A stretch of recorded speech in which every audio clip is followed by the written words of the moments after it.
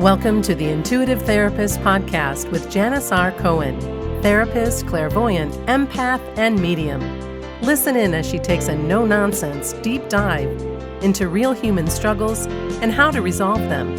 Janice will share channeled information from her spirit guide team, as well as the angels and archangels, to help you master your emotional, physical, financial, and spiritual destiny. And now, Janice R. Cohen. Hey y'all, this is Janice Cohen, the Intuitive Therapist, here on the Intuitive Therapist Podcast. Welcome to another week. We all need people in our corner cheering us on, but many of us don't feel like we have them, and as a result, feel as though we're living life alone or just on our own. I first heard about balcony people from a podcast that I was listening to. In it, the podcast author was talking about how there's so many naysayers out there who will discourage us from taking risks or sticking with somebody that might be struggling with whatever they're struggling with, because their fears are getting in the way and they're putting their fears on us. Joyce Landorf Heatherly wrote a book called Balcony People. I don't think it's a really long book, but it's an important book. And this book is based on the concept that people need affirmation in their lives to value themselves. And in reality, there are two kinds of people: those who build you up, which are balcony people, and those who tear you down, basement people. My first thought when I read this was that in order to have balcony people, you need to become one first and be that for other people. I felt so grounded in that thought because the truth of it is, when we build each other up, our light has a chance to cast a wider net. And in reality, that is why we're all here, to serve others and to make this world a better place. But what if all of your life you've been around basement people, those people who tear you down, tell you that you aren't good enough, you're not smart enough, you're not thin enough, you're not capable enough to do what you want to do? I've met so many of those people who struggle to escape their upbringing and their modeling from their parents who should have done better. The voices of those people haunt them, and they do their best to keep them down. And I've worked with millionaires to millennials, and the thought process is the same. When either you've been told or have experienced poverty of mind or spirit, it is almost impossible to change that childlike identity to it. I worked with this millionaire who was insanely adept at his current profession. The amazing and challenging thing with this man was that he was never satisfied, could never feel fulfilled, and there was never enough money to make.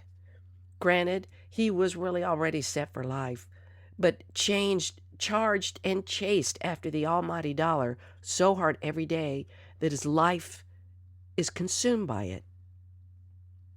We worked together for about 2 years and had to address the root cause of his insatiable appetite for money and freedom.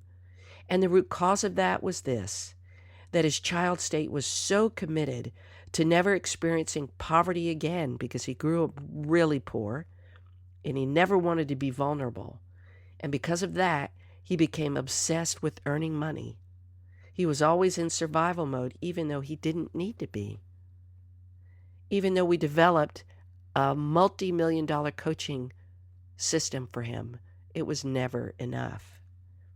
If you look at the really successful people in the world, they don't come by their success naturally.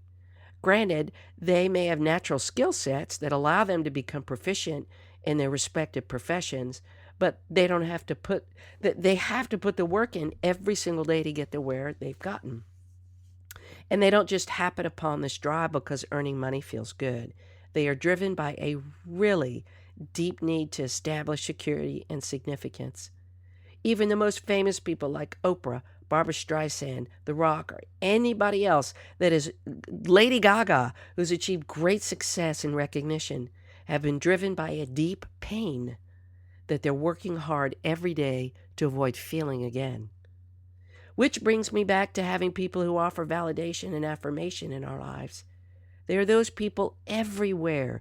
We meet them all of the time, sometimes even for a moment in passing. Maybe they open a door for us.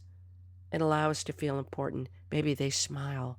Maybe they just ask us genuinely, how are you? But we meet them. They're there.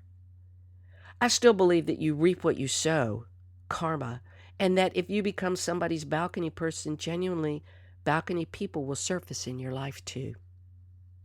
There's a saying that says, be the change you want to seek, and that saying couldn't be far more apropos here.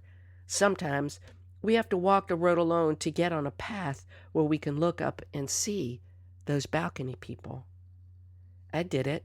I went out on a massive limb in my business. I couldn't begin to tell you how many people questioned me when I shifted the modality of how I worked and how I advertised myself. And I could tell you not many people were doing this. Definitely very, very, very few therapists were advertising themselves as having gifts as well. But I knew in my gut that I had no choice but to move in this direction. And since then, since 11 years ago, I've had people from around the world read my book, listen to my podcast, and attend talks that I've given, and found my website online, or just reach out to me and say, I've been looking for you for the longest time.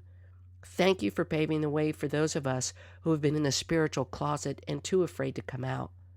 I don't tell people about my gifts or how I work because most people in my life don't understand or they won't accept it. And I have felt alone for so long until I found you. This happens to be more often than I can begin to tell you, and I am so grateful to be able to be somebody that people can reach out to and find solace and safety in their spiritual gifts. So the fact that I can cheer them on because I've been there and I can help them navigate their path brings me more joy than I can begin to tell you. And that is how I get more people in my balcony, being there for them. Think about your life and who cheers you on in spite of what you've been through. Life can really suck, in all honesty, and it can be lonely, and we can feel lost and alone a lot. And when we're surrounded by people who can't champion us and who even go as far as to sabotage our growth and success, we have to rise above their insecurities, not take them on, and their limited thinking, and just do us. We have to be what we seek, and the right people will step up out on those balconies that are above us and shout our names and give us a big woohoo too.